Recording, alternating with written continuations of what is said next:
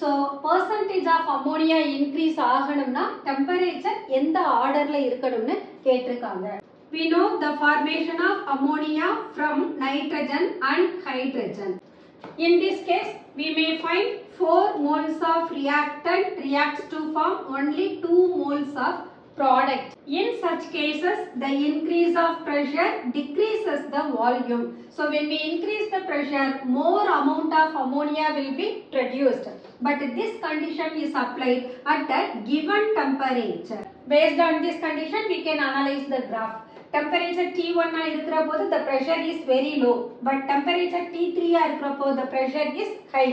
Increase of pressure increases the formation of ammonia, and hence the correct order of the temperature is T1 less than T2 less than T3.